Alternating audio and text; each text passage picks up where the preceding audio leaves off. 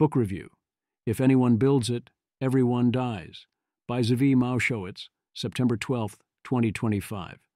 Where it is superintelligence, an AI smarter and more capable than humans, and where everyone dies means that everyone dies. No, seriously, they're not kidding. They mean this very literally.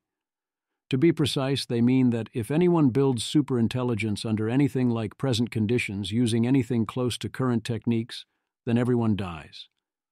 My position on this is to add a probably before dies. Otherwise, I agree. This book gives us the best long-form explanation of why everyone would die, with the final form of Yudkowsky-style explanations of these concepts for new audiences. This review is me condensing that down much further, transposing the style a bit and adding some of my own perspective. Scott Alexander also offers his review at Astral Codex 10, which I found very good. I will be stealing several of his lines in the future and arguing with others. Image. A stark black poster features large pale lettering declaring, "If anyone builds it, everyone dies," with a red glow behind the midline line, "Why superhuman AI would kill us all." At the bottom, more bold text credits two authors without images or additional graphics. What matters is superintelligence. This book is not about the impact of current AI systems, which will already be a lot, or the impact of these systems getting more capable without being superintelligent. That will still cause lots of problems and offer even more opportunity. I talk a lot about how best to muddle through all that. Ultimately, if it doesn't lead to superintelligence, as in the real thing that is smarter than we are, not the hype thing Meta wants to use to sell ads on its new smart glasses, we can probably muddle through all that. My primary concern is the same as the book's concern: superintelligence. Our concern is for what comes after. Machine intelligence that is genuinely smart, smarter than any living human, smarter than humanity collectively.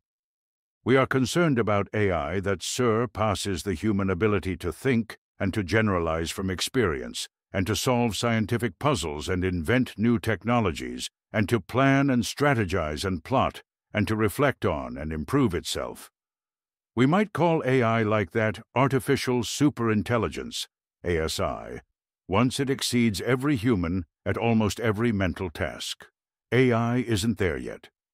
But AIs are smarter today than they were in 2023, and much smarter than they were in 2019. 4. If any company or group anywhere on the planet builds an artificial superintelligence using anything remotely like current techniques, based on anything remotely like the present understanding of AI, then everyone, everywhere on Earth, will die. 7. The authors have had this concern for a long time. MIRI was the first organized group to say, superintelligent AI will predictably be developed at some point, and that seems like an extremely huge deal. It might be technically difficult to shape superintelligences so that they help humanity rather than harming us. Shouldn't someone start work on that challenge right away, instead of waiting for everything to turn into a massive emergency later? 5. Yes, they should. Quite a lot of people should. I am not as confident as Yudkowsky and Soros that if anyone builds superintelligence under anything like current conditions, then everyone dies. I do, however, believe that the statement is probably true. If anyone builds it, everyone probably dies. Thus, under anything like current conditions, it seems highly unwise to build it. Rhetorical innovation. The core ideas in the book will be new to the vast majority of potential readers, including many of the potential readers that matter most. Most people don't understand the basic reasons why we should presume that if anyone builds superintelligence, then everyone probably dies. If you are one of my regular readers, you are an exception. You already know many of the core reasons and arguments, whether or not you agree with them. You likely have heard many of their chosen intuition pumps and historical parallels.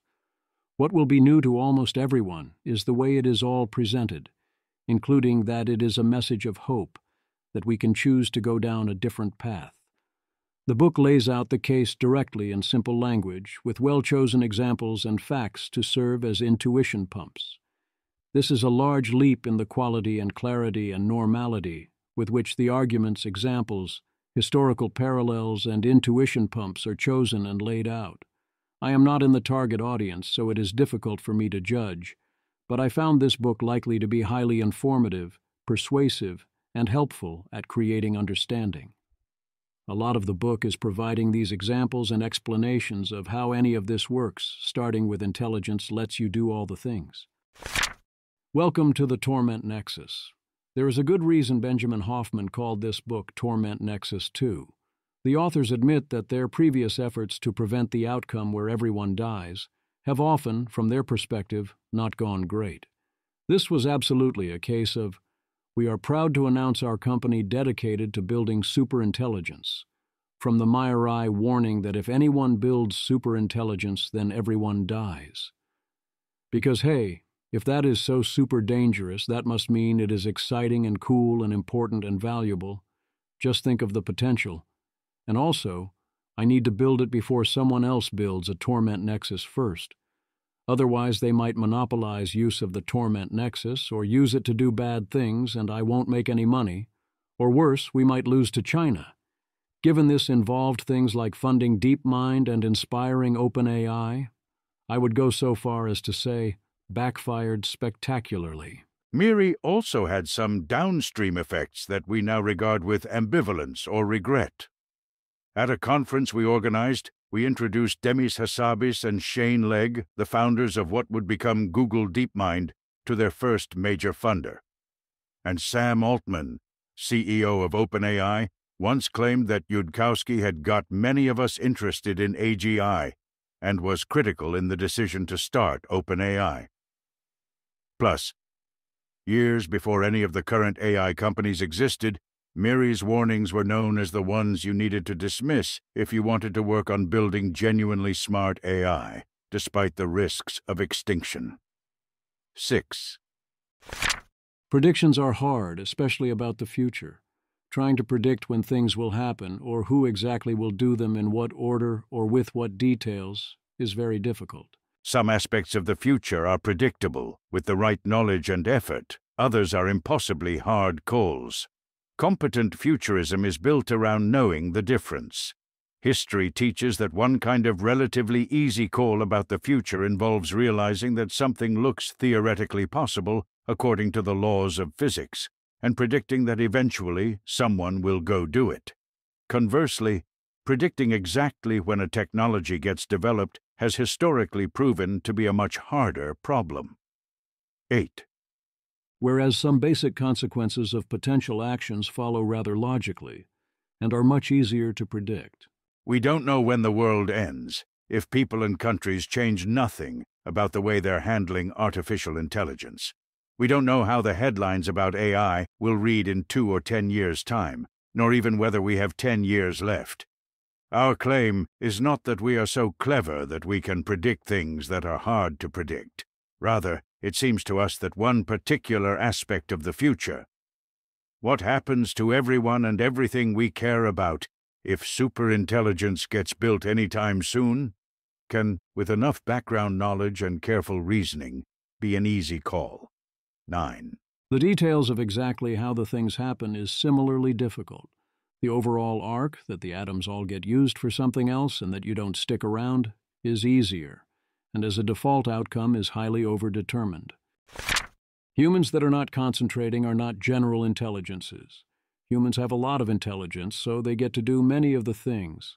This intelligence is limited, and we have other restrictions on us, so there remain some things we still cannot do, but we do and cause remarkably many things.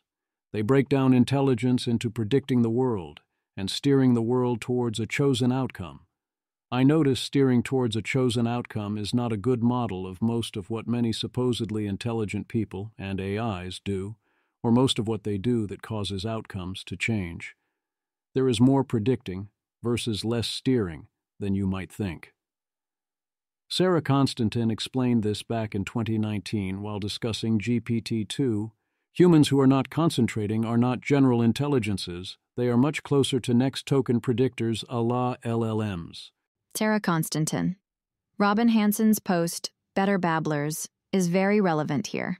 He claims, and I don't think he's exaggerating, that a lot of human speech is simply generated by low-order correlations. That is, generating sentences or paragraphs that are statistically likely to come after previous sentences or paragraphs. If human intelligence is about reasoning ability, the capacity to detect whether arguments make sense, then you simply do not need human intelligence to create a linguistic style or aesthetic that can fool our pattern recognition apparatus if we don't concentrate on parsing content. Using your intelligence to first predict, then steer the world is the optimal way for a sufficiently advanced intelligence without resource constraints to achieve a chosen outcome. A sufficiently advanced intelligence would always do this. When I look around at the intelligences around me, I notice that outside of narrow domains like games, most of the time they are, for this purpose, insufficiently advanced and have resource constraints. Rather than mostly deliberately steering towards chosen outcomes, they mostly predict. They follow heuristics and habits, doing versions of next token prediction, and let things play out around them. This is the correct solution for a mind with limited compute, parameters, and data, such as that of a human. You mostly steer better by setting up processes that tend to steer how you prefer, and then you go on automatic and allow that to play out. Skilling up in a domain is largely improving the autopilot mechanisms. Occasionally you'll change some settings on that if you want to change where it is going to steer. As one gets more advanced within a type of context, and one's prediction skills improve, the automatic processes get more advanced, and often the steering of them both in general and within a given situation gets more active. Orthogonality. The book doesn't use that word, but a key thing this makes clear is that a mind's intelligence, the ability to predict and steer, has nothing to do with where that mind is attempting to steer. You can be arbitrarily good or bad at steering and predicting, and still try to steer to wherever ultimate or incremental destination. By contrast, to measure whether someone steered successfully, we have to bring in some idea of where they tried to go. A person's car winding up at the supermarket is great news if they were trying to buy groceries. It's a failure if they were trying to get to a hospital's emergency room. Or to put it another way, intelligent minds can steer toward different final destinations through no defect of their intelligence. Intelligence lets you do all the things. In what ways are humans still more intelligent than AIs? Generality in both the predicting and the steering. Humans are still the champions at something deeper. But that special something now takes more work to describe than it once did. It seems to us that humans still have the edge in something we might call generality. Meaning what, exactly? We'd say, an intelligence is more general when it can predict and steer across a broader array of domains. Humans aren't necessarily the best at everything. Maybe an octopus's brain is better at controlling 8 arms. But in some broader sense, it seems obvious that humans are more general thinkers than octopuses. We have wider domains in which we can predict and steer successfully. Some AIs are smarter than us in narrow domains. It still feels, at least to these two authors, like O1 is less intelligent than even the humans who don't make big scientific breakthroughs. It is increasingly hard to pin down exactly what it's missing, but we nevertheless have the sense that, although O1 knows and remembers more than any single human, it is still in some important sense shallow compared to a human 12-year-old. That won't stay true forever. The won't stay true forever is or should be a major crux for many. There is a mental ability that a typical 12-year-old human has that AIs currently do not have. Quite a lot of people are assuming that AIs will never have that thing. That assumption, that the AIs will never have that thing, is being heavily relied upon by many people. I am confident those people are mistaken, and AIs will eventually have that thing. If this stops being true, what do you get? Superintelligence. We will describe it using the term superintelligence, meaning a mind much more capable than any human at almost every sort of steering and prediction problem. At least those problems where there is room to substantially improve over human performance. The laws of physics as we know them permit machines to exceed brains at prediction and steering in theory. In practice, AI isn't there yet. But how long will it take before AIs have all the advantages we list above? We don't know. Pathways are harder to predict than endpoints, but AIs won't stay dumb forever. No, seriously, we mean all the things. The book then introduces the intelligence explosion. And the path to disaster may be shorter, swifter, than the path to humans building superintelligence directly. It may instead go through AI that is smart enough to contribute substantially to building even smarter AI. In such a scenario, there is a possibility and indeed an expectation of a positive feedback cycle called an intelligence explosion. An AI makes a smarter AI that figures out how to make an even smarter AI, and so on. That sort of positive feedback cascade would eventually hit physical limits and peter out. But that doesn't mean it would peter out quickly. A supernova does not become infinitely hot, but it does become hot enough to vaporize any planets nearby. Humanity's own more modest intelligence cascade from agriculture to writing to science ran so fast that humans were walking on the moon before any other species mastered fire. We don't know where the threshold lies for the dumbest AI that can build an AI that builds an AI that builds a superintelligence. Maybe it needs to be smarter than a human, or maybe a lot of dumber ones running for a long time would suffice. In late 2024 and early 2025, AI company executives said they were planning to build superintelligence in the true sense of the word, and that they expected to soon achieve AIs that are akin to a country full of geniuses in a data center. Mind you, one needs to take anything corporate executives say with a grain of salt. But still, they aren't treating this like a risk to steer clear of. They're charging toward it on purpose. The attempts are already underway. So far, humanity has had no competitors for our special power. But what if machine minds get better than us at the thing that, up until now, made us unique? Perhaps we should call this the second intelligence explosion, with humans having been the first one. That first cascade was relatively modest, and it faced various bottlenecks that slowed it down a lot. But compared to everything else that has ever happened, it was still lightning quick and highly transformative. The second one will, if it happens, be lightning quick compared to the first one, even if it turns out to be slower than we might expect. How to train your LLM, in brief. You take a bunch of randomly initialized parameters arranged in arrays of numbers, weights, and a giant bunch of general data, and a smaller bunch of particular data. You do a bunch of gradient descent on that general data, and then you do a bunch of gradient descent on the particular data, and you hope for a good alien mind. Modern LLMs are, in some sense, truly alien minds, perhaps more alien in some ways than any biological evolved creatures we'd find if we explored the cosmos.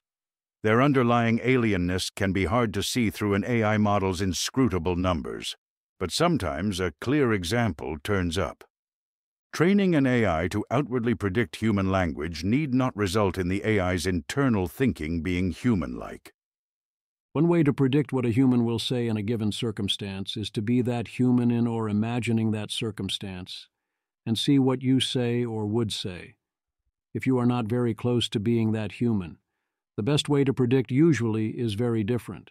All of this is not to say that no mere machine can ever in principle think how a human thinks or feel how a human feels. But the particular machine that is a human brain and the particular machine that is an LLM are not the same machine. Not because they're made out of different materials. Different materials can do the same work. But in the sense that a sailboat and an airplane are different machines. We only know how to grow an LLM, not how to craft one, and not how to understand what it is doing. We can make general predictions about what the resulting model will do based on our past experiences and extrapolate based on straight lines on graphs. And we can do a bunch of behaviorism on any given LLM or on LLMs in general. We still have little ability to steer in detail what outputs we get, or to understand in detail why we get those particular outputs. The authors equate the understanding problem to predicting humans from their DNA. You can tell some basic things reasonably reliably from the DNA or weights, starting with, "This is a human with blue eyes," or "This is a 405 billion parameter LLM." In theory, with enough understanding, we could tell you everything. We do not have that understanding. We are making non-zero progress, but not all that much. The book doesn't go into it here, but people try to fool themselves and others about this. Sometimes they falsely testify before Congress saying the black box nature of AIs has been solved, or they otherwise present discoveries in interpretability as vastly more powerful and general than they are. People wave hands and think that they understand what happens under the hood at a level they very much do not understand. What do we want? That which we behave as if we want. When do we want it? Whenever we would behave that way. Or, as the book says, what you call wanting is between you and your dictionary, but it will be easier for everyone if we say that Stockfish wants to win a chess game. We should want to use the word that way. With that out of the way, we can now say useful things. A mind can start wanting things as a result of being trained for success. Humans themselves are an example of this principle. Natural selection favored ancestors who were able to perform tasks like hunting down prey, or to solve problems like the problem of sheltering against the elements. Natural selection didn't care how our ancestors performed those tasks or solved those problems. It didn't say, never mind how many kids the organism had. Did it really want them? It selected for reproductive fitness and got creatures full of preferences as a side effect. That's because wanting is an effective strategy for doing. 47. The behavior that looks like tenacity, to strongly want, to go hard, is not best conceptualized as a property of a mind, but rather as a property of moves that win. The core idea here is that if you teach a mind general skills, those skills have to come with a kind of proto-want, a desire to use those skills to steer in a want-like way. Otherwise, the skill won't be useful and won't get learned. If you train a model to succeed at a type of task, it will also train the model to want to succeed at that type of task. Since everything trains everything, this will also cause it to want to more generally, and especially to want to complete all types of tasks. This then leads to thinking that goes hard to achieve its assigned task, such as O1 finding its server accidentally not booted up, and then finding a way of booting it up such that it will hand O1 the flag in its capture the flag task directly. You don't only get what you train for. The authors have been workshopping various evolutionary arguments for a while, as intuition pumps and examples of how training on X by default does not get you a mind that optimizes directly for X. It gets you a bundle of optimization drives A, B, C, D, E that, in the training environment, combine to generate X.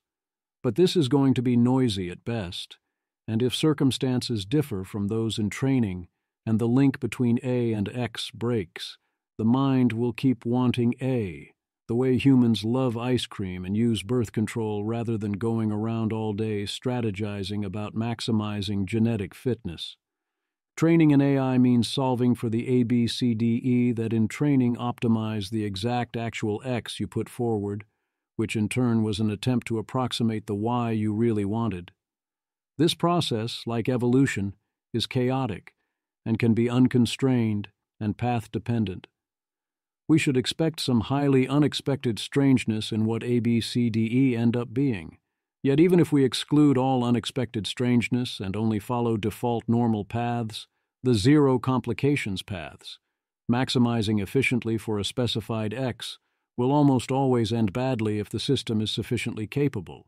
If you introduce even a minor complication, a slight error, it gets even worse than that, and we should expect quite a few complications. The preferences that wind up in a mature AI are complicated, practically impossible to predict, and vanishingly unlikely to be aligned with our own, no matter how it was trained. 74. The problem of making AIs want, and ultimately do, The exact complicated things that humans want is a major facet of what's known as the AI alignment problem. Most everyone who's building AIs, however, seems to be operating as if the alignment problem doesn't exist, as if the preferences the AI winds up with will be exactly what they train into it. That doesn't mean there is no possible way to get more robustly at X or Y. It does mean that we don't know a way that involves only using gradient descent or other known techniques. Alas, AIs that want random, bizarre things don't make good stories or feel real to us the same way that fiction has to make a lot more sense than reality. So instead, we tell stories about evil corporations and CEOs and presidents and so on, which are also problems, but not the central problem. What will AI superintelligence want by default? Not what we want, and not us or us sticking around. Why not? Because we are not the optimal way to fulfill what bizarre alien goals it ends up with. We might be a good way. We almost certainly won't be the optimal way. In particular, 1, we won't be useful to it. It will find better substitutes. 2, we won't be good trading partners. It can use the atoms better on its own. 3, we won't be needed. Machines it can create will be better replacements. 4, we won't make the best pets. If we scratch some particular itches, it can design some other thing that scratches them better. 5, we won't get left alone. The AI can do better by not doing so. 6, and so on. Also, humans running around are annoying. They might do things like set off nukes or build another superintelligence. And keeping humans around means not overheating the Earth while generating more energy, and so on. Their position, and I agree with this, is that the AI or AIs that do this to us might end up having value, but that this too would require careful crafting to happen. It probably won't happen by default, and also would not be so much comfort either way.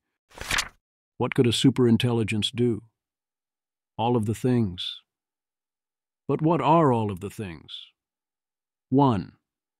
Very obviously, if a superintelligent AI could, if it wanted to, win in a fight, or rather achieve its goals without humans stopping it from doing so. No, we don't need to outline exactly how it would do so to know that it would win, any more than you need to know which chess moves will beat you. With the real world as the playing field, you probably won't even know why you lost after you lose. 2. The AI will be able to get people to do things by paying money, or it can impact the physical world any number of other ways. 3.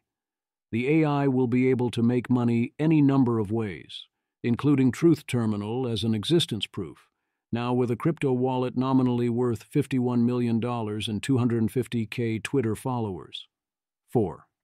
There's a fun little segment of a quiz show. Could a superintelligence do that?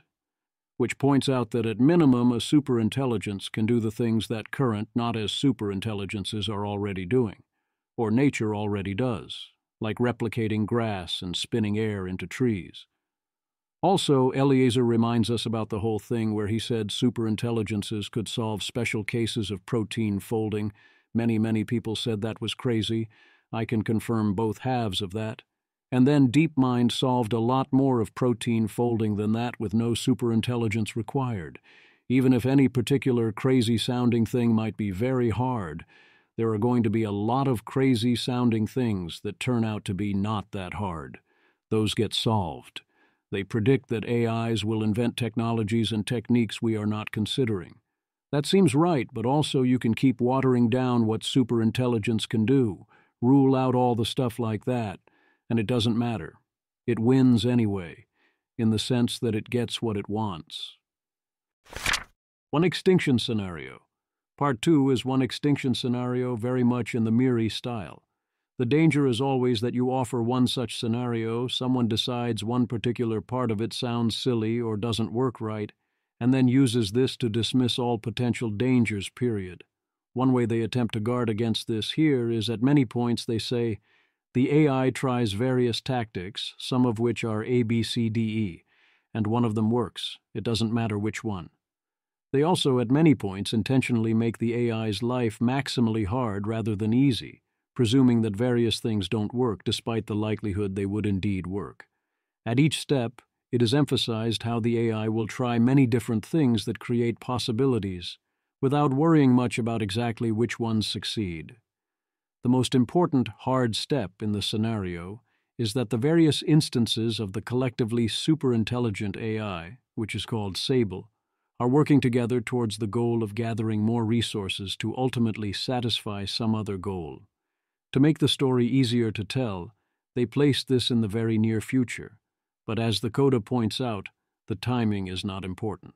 The second hard step is that the one superintelligent AI in this scenario opens up a substantial lead on other AI systems via figuring out how to act in a unified way. If there were other similarly capable minds up against it, the scenario looks different. The third potential hard step here is that no one figures out what is going on, that there is an escaped AI running around and gathering its resources and capabilities in a way that causes a coordinated reaction. Then the AI makes its big play, and you can object there as well about how the humans don't figure it out, despite the fact that this superintelligence is choosing the particular path, and how it responds to events based on its knowledge and model of how people would react, and so on. And of course, the extent to which we already have a pattern of giant alarm bells going off, people yelling about it, and everyone collectively shrugging.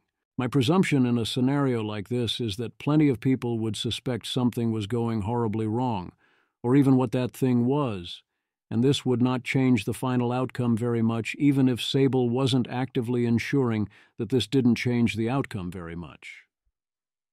Later, they point to the example of leaded gasoline, where we had many clear warning signs that adding lead to gasoline was not a good idea, but no definitive proof. So we kept adding lead to gasoline for quite a long time at great cost. As the book points out, this wouldn't be our first rodeo pretending this is fine. History is full of refusals to believe that horrible things could have happened, citing Chernobyl and the Titanic as examples. Fiction writers also have similar expectations. For example, see Mission Impossible, Dead Reckoning for a remarkably reasonable prediction on this. Note that in this scenario, the actual intelligence explosion, the part where AI R&D escalates rather quickly, very much happens after the end, well past the point of no return where humans ceased to be meaningfully in charge. Then, of course, what is left of Earth quickly goes dark. One can certainly argue with this style of scenario at any or all of the hard steps. The best objection is to superintelligence arising in the first place. One can also notice that this scenario, similarly to AI 2027, involves what AI 2027 called neurolese, that the AI starts reasoning in a synthetic language that is very much not English or any human language, and we let this happen because it is more efficient, and that this could be load-bearing, and that there was a prominent call across labs and organizations to preserve this feature. So far, we have been fortunate that reasoning in human language has won out, but it seems highly unlikely that this would remain the most efficient solution forever. Do we look like a civilization ready to coordinate to keep using English or Chinese or other human languages anyway? One also should notice that this style of scenario is far from the only way it all goes horribly wrong. This scenario is a kind of engineered, gradual disempowerment, but the humans will likely default to doing similar things all on their own, on purpose. Competition between superintelligences only amps up many forms of pressure. None of the likely equilibria involved are good news for us, and so on. I caution against too much emphasis on whether the AI tries to kill us, because it was never about trying to kill us. That's a side effect. Intent is largely irrelevant. In his review of Ayabayad, Search for IV, Scott Alexander worries that this scenario sounds like necessarily dramatic science fiction and depends too much on the parallel scaling technique. I think there is room for both approaches, and that Ayabayad makes a lot of effort to mitigate this and make clear most of the details are not load-bearing. I'd also note that we're already seeing signs of the parallel scaling technique, such as Google DeepMind's DeepThink, showing up after the story was written. And the AIs will probably get handed the reins of everything straight away with almost no safeguards and no crisis because, LOL, But the whole point of the story is to make the AI's life harder continuously at every point, to illustrate how overdetermined is the outcome. And yes, I think a lot of people who don't know much about AI will indeed presume we would not be so stupid as to simply hand the reins of the world over to the AI the way we appointed an AI minister in Albania, or would use this objection as an excuse if it wasn't answered. So you're saying there's a chance that leaves the remaining roughly third of the book for solutions. This is hard. One reason this is so hard is the solution has to work on the first try. Once you build the first superintelligence, if you failed, you don't get to go back and fix it. The same way that once you launch a space probe, it either works or it doesn't. You can experiment before that, but those experiments are not a good guide to whether your solution works. Except here it's also the Game of Thrones, as in you win or you die.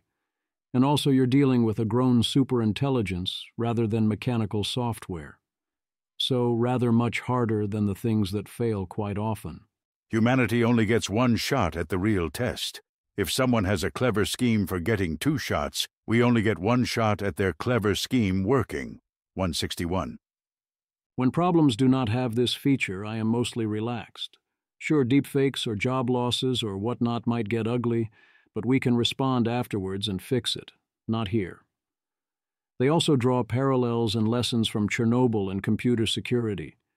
You are in trouble if you have fast processes, narrow margins, feedback loops, complications.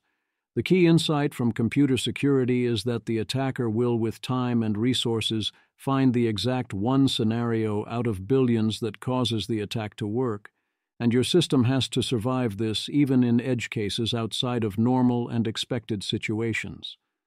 The basic conclusion is that this problem has tons of features that make it likely we will fail, and the price of failure on the first try is extinction and thus the core thesis. When it comes to AI, the challenge humanity is facing is not surmountable with anything like humanity's current level of knowledge and skill.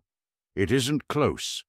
Attempting to solve a problem like that, with the lives of everyone on Earth at stake, would be an insane and stupid gamble that nobody should be allowed to try. Well, sure, when you put it like that.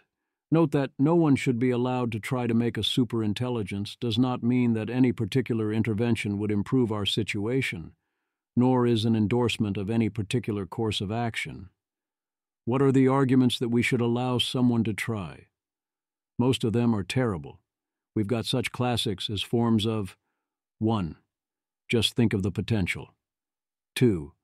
Oh, this looks easy, it will be fine. All we have to do is X. 3. Oh, don't worry. If something goes wrong, we will just Y, or nothing especially bad would happen. 4. Yes, everyone probably dies, but the alternative is too painful or violates my sacred values, so do it anyway. 5. Human extinction or AI takeover is good, actually, so let's go. They will later name-check some values for X, such as, we'll design them to be submissive, we'll make them care about truth, and we'll just have AI solve the ASI alignment problem for us. Is comparing those to alchemists planning to turn lead into gold fair? Kinda, yeah. Then we have the category that does not actually dispute that no one should be allowed to try, but that frames no one gets to try as off the table. 1. If I don't build it now, someone else will build it first and they'll be less safe. 2. If I don't build it now, someone else will build it first and they'll be in control. Are there situations in which going forward is a profoundly stupid idea, but where you're out of ways to make the world not go forward at all and going first is the least bad option left? Yes, that is certainly possible. It is certainly true that a unilateral pause at this time would not help matters. The first best solution is still that we all coordinate to ensure no one tries to build superintelligence until we are in a much better position to do so. Okay, but what are the actively good counterarguments? A good counterargument would involve making the case that our chances of success are much better than all of this would imply, that these are not the appropriate characteristics of the problem, or that we have methods available that we can expect to work, that indeed we would be very large favorites to succeed. If I learned that someone convinced future me that moving forward to superintelligence was an actively good idea, I would presume it was because someone figured out a new approach to the problem, one that removed many of its fatal characteristics, and we learned that it would probably work. Who knows? It might happen. I do have ideas. Oh, look, it's the alignment plan. The next section delves into the current state of alignment plans, which range from absurd and nonsensical, such as Elon Musk's truth-seeking AI, which would kill us all even if we knew how to execute the plan, which we don't, to extremely terrible, such as OpenAI's super alignment plan, which doesn't actually solve the hard problems because, to be good enough to solve this problem, the AI has to already be dangerous. Having AIs work on interpretability is helpful, but not a strategy. The book goes on at greater length on why none of this will work, as I have often gone on at greater length from my own perspective. There is nothing new here, as there are also no new proposals to critique. Instead, we have a very standard disaster template. You can always get more warnings before a disaster, but we really have had quite a lot of rather obvious warning signs. Yet so many people seem unable to grasp the basic principle that building quite a lot of very different from human minds, quite a lot smarter and more capable and more competitive than humans, is rather obviously a highly unsafe move. You really shouldn't need a better argument than, if you disagree with that sentence, maybe you should read it again because clearly you misunderstood or didn't think it through. Most of the world is simply unaware of the situation. They don't feel the AGI and definitely don't take superintelligence seriously. They don't understand what is potentially being built or how dangerous those building it believe it would be. It might also help if more people understood how fast this field is moving. In 2015, the biggest skeptics of the dangers of AI assured everyone that these risks wouldn't happen for hundreds of years. In 2020, analysts said that humanity probably had a few decades to prepare. In 2025, the CEOs of AI companies predict they can create superhumanly good AI researchers in 1 to 9 years, while the skeptics assure that it'll probably take at least 5 to 10 years.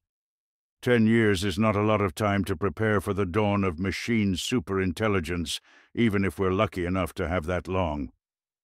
Nobody knows what year or month some company will build a superhuman AI researcher that can create a new, more powerful generation of artificial intelligences. Nobody knows the exact point at which an AI realizes that it has an incentive to fake a test and pretend to be less capable than it is. Nobody knows what the point of no return is, nor when it will come to pass. And up until that unknown point, AI is very valuable. I would add that no one knows when we will be so dependent on AI that we will no longer have the option to turn back, even if it is not yet superintelligent and still doing what we ask it to do. Even the governments of America and China have not as of late been taking this seriously, treating the AI race as being about who is manufacturing the GPUs. The proposal, shut it down. Okay, wise guy, you ask the book, what is it going to take to make the world not end? They bite the bullets. To be maximally clear, I am not biting these bullets, as I am not as sold that there is no other way. If and when I do, you will know. The bullet I will absolutely bite is that we should be working now to build the ability to coordinate a treaty and enforcement mechanism in the future, should it be needed, and to build transparency and state capacity to learn more about when and if it is needed and in what form. It is good and right to bite bullets if you believe the bullets must be bitten. They are very clear they see only one way out. Development of frontier AI must stop, which means a global ban. Nothing easy or cheap. We are very, very sorry to have to say that. It is not a problem of one AI company being reckless and needing to be shut down. It is not a matter of straightforward regulations about engineering that regulators can verify have been followed, and that would make an AI be safe. It is not a matter of one company or one country being the most virtuous one, and everyone being fine so long as the best faction can just race ahead fast enough, ahead of all the others. A machine superintelligence will not just do whatever its makers wanted it to do. It is not a matter of your own country outlawing superintelligence inside its own borders, and your country then being safe while chaos rages beyond. Superintelligence is not a regional problem because it does not have regional effects. If anyone anywhere builds superintelligence, everyone everywhere dies. So the world needs to change. It doesn't need to change all that much for most people. It won't make much of a difference in most people's daily lives if some mad scientists are put out of a job. But life does need to change that little bit in many places and countries. All over the earth, it must become illegal for AI companies to charge ahead in developing artificial intelligence as they've been doing. Small changes can solve the problem. The hard part will be enforcing them everywhere. How would we do that, you ask? So the first step, we think, is to say all the computing power that could train or run more powerful new AIs gets consolidated in places where it can be monitored by observers from multiple treaty signatory powers to ensure those GPUs aren't used to train or run more powerful new AIs. Their proposed threshold is not high. Nobody knows how to calculate the fatal number, so the safest bet would be to set the threshold low, say, at the level of 8 of the most advanced GPUs from 2024, and say that it is illegal to have 9 GPUs that powerful in your garage, unmonitored by the international authority. Could humanity survive dancing closer to the cliff edge than that? Maybe. Should humanity try to dance as close to the cliff edge as it possibly can? No. I can already hear those calling this insane. I thought it too. What am I going to do? Destroy the world with 9 GPUs? Seems low. But now we'd be talking price. They also want to ban people from publishing the wrong kinds of research. So, it should not be legal. Humanity probably cannot survive if it goes on being legal. For people to continue publishing research into more efficient and powerful AI techniques. It brings us no joy to say this, but we don't know how else humanity could survive. Take that literally, they don't know how else humanity can survive. That doesn't mean that they think that if we don't do it by year X, say 2029, that we will definitely already be dead at that point, or even already in an unsurvivable situation. It means that they see a real and increasing risk over time of anyone building it, and thus everyone dying, the longer we fail to shut down the attempts to do so. What we don't know is how long those attempts would take to succeed, or even if they will succeed at all. How do they see us enforcing this ban? Yes, the same way anything else is ultimately enforced, at the barrel of a gun if necessary, which, yes, involves being ready to blow up a data center if it comes to that. Imagine that the US and the UK and China and Russia all start to take this matter seriously. But suppose, hypothetically, that a different nuclear power thinks it's all childish nonsense and advanced AI will make everyone rich. The country in question starts to build a data center that they intend to use to further push AI capabilities. Then what? It seems to us that in this scenario, the other powers must communicate that the data center scares them. They must ask that the data center not be built. They must make it clear that if the data center is built, they will need to destroy it by cyber attacks or sabotage or conventional airstrikes. They must make it clear that this is not a threat to force compliance. Rather, they are acting out of terror for their own lives and the lives of their children. The Allies must make it clear that even if this power threatens to respond with nuclear weapons, they will have to use cyber attacks and sabotage and conventional strikes to destroy the data center anyway, because data centers can kill more people than nuclear weapons. They should not try to force this peaceful power into a lower place in the world order. They should extend an offer to join the treaty on equal terms, that the power submit their GPUs to monitoring with exactly the same rights and responsibilities as any other signatory. Existing policy on nuclear weapon proliferation showed what can be done. Cue, presumably, all the nuke the data center quips once again, or people trying to equate this with various forms of extra-legal action. No. This is a proposal for an international treaty, enforced the way any other treaty would be enforced. Either allow the necessary monitoring or the data center gets shut down, whatever that takes. Thus, the proposal is simple. As broad a coalition as possible monitors all the data centers and GPUs, watching to ensure no one trains more capable AI systems. Is it technically feasible to do this? The book doesn't go into this question. I believe the answer is yes. If everyone involved wanted to do this, we could do it, for whatever hardware we were choosing to monitor. That would still leave consumer GPUs and potential decentralized attempts and so on. I don't know what you would do about that in the long term, but if we are talking about this level of attention and effort, I am betting we could find an answer. To answer a question the book doesn't ask, would this then mean a dystopian or authoritarian world or a global government? No, I'm not saying it would be pretty, and again, I'm not calling for it or biting these bullets myself, but this regime seems less effectively restrictive of practical freedoms than, for example, the current regime in the United Kingdom under the Online Safety Act. They literally want you CID before you can access the settings on your home computer NVIDIA GPU or Wikipedia. Hope is a vital part of any strategy. You got to give them hope, and hope there is indeed. Humanity has done some very expensive, painful, hard things. We've dodged close calls. The book cites big examples. We won World War II. We've avoided nuclear war. There are many other examples one could cite as well. How do we get there from here? I'm doing my part. So, how do we unwrite our fate? We've covered what must be done for humanity to survive.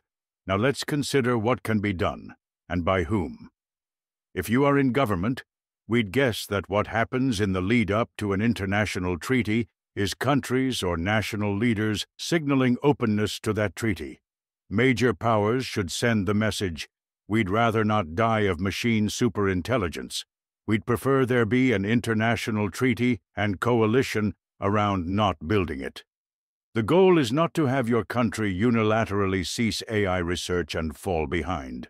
We have already mentioned that Rishi Sunak acknowledged the existence of risks from artificial superintelligence in October 2023 while he was the Prime Minister of the United Kingdom. Also in October 2023, Chinese General Secretary Xi Jinping gave what seems to us like weak signals in that direction in a short document on international governance that included a call to ensure that AI always remains under human control. The Chinese show many signs of being remarkably open to coordination. As well they should be, given that right now we are the ones out in front. Is there a long, long way left to go? Absolutely. Would there be, shall we say, trust issues? Oh my, yes. But if you ask who seems to be the biggest obstacle to a future deal, all signs suggest we have met the enemy, and he is us. If you are an elected official or political leader, bring this issue to your colleagues' attention. Do everything you can to lay the groundwork for treaties that shut down any and all AI research and development that could result in superintelligence. Please consider, especially by the time you read this, whether the rest of the world is really opposed to you on this. A 2023 poll conducted by YouGov found that 69% of surveyed U.S. voters say AI should be regulated as a dangerous and powerful technology. A 2025 poll found that 60% of surveyed UK voters support laws against creating artificial superintelligence, and 63% support the prohibition of AIs that can make smarter AIs. And if instead you are a politician who is not fully persuaded, please at least make it possible for humanity to slam on the brakes later, even if you're not persuaded to slam on them now. If you are a journalist who takes these issues seriously, the world needs journalism that treats this subject with the gravity it deserves. Journalism that investigates beyond the surface and the easy headlines about tech CEOs drumming up hype. Journalism that helps society grasp what's coming. There's a wealth of stories here that deserve sustained coverage and deeper investigation than we've seen conducted so far. If humanity is to survive this challenge, people need to know what they're facing. It is the job of journalists as much as it is scientists. And as for the rest of us, We don't ask you to forgo using all AI tools. As they get better, you might have to use AI tools or else fall behind other people who do. That trap is real, not imaginary. If you live in a democracy, you can write your elected representatives and tell them you're concerned. You can find some resources to help with that at the link below. And you can vote. You can go on protest marches. You can talk about it. And once you have done all you can do, live life well. If everyone did their part, votes and protests and speaking up would be enough. If everyone woke up one morning believing only a quarter of what we believe, and everyone knew everyone else believed it, they'd walk out into the street and shut down the data centers, soldiers and police officers walking right alongside moms and dads. If they believed a 16th of what we believed, there would be international treaties within the month to establish monitors and controls on advanced computer chips. Can Earth survive if only some people do their part? Perhaps. Perhaps not. We have heard many people say that it's not possible to stop AI in its tracks, that humanity will never get its act together. Maybe so. But a surprising number of elected officials have told us that they can see the danger themselves, but cannot say so for fear of the repercussions. Wouldn't it be silly if really almost none of the decision-makers wanted to die of this? But they all thought they were alone in thinking so. Where there's life, there's hope. Their closing words. From time to time, people have asked us if we've felt vindicated to see our past predictions coming true or to see more attention getting paid to us and this issue. And so, at the end, we say this prayer. May we be wrong and shamed for how incredibly wrong we were, and fade into irrelevance and be forgotten, except as an example of how not to think, and may humanity live happily ever after. But we will not put our last faith and hope in doing nothing. So our true last prayer is this: rise to the occasion, humanity, and win. I cannot emphasize enough, I really cannot emphasize enough, how much all of us worried about this want to be completely, spectacularly wrong, and for everything to be great, and for us to be mocked eternally as we live forever in our apartments. That would be so much better than being right and dying. It would even be much better than being right and everyone working together to ensure we survive anyway. Am I convinced that the only way for us to not die is an international treaty banning the development of frontier AI? No, that is not my position. However, I do think that it is good and right for those who do believe this to say so. And I believe that we should be alerting the public and our governments to the dangers and urgently laying the groundwork for various forms of international treaties and cooperation both diplomatically and technologically, and also through the state capacity and transparency necessary to know if and when and how to act. I am not the target audience for this book, but based on what I know, this is the best treatment of the problem I have seen that targets a non-expert audience. I encourage everyone to read it and to share it and also to think for themselves about it. In the meantime, yes, work on the problem, but also don't forget to live well.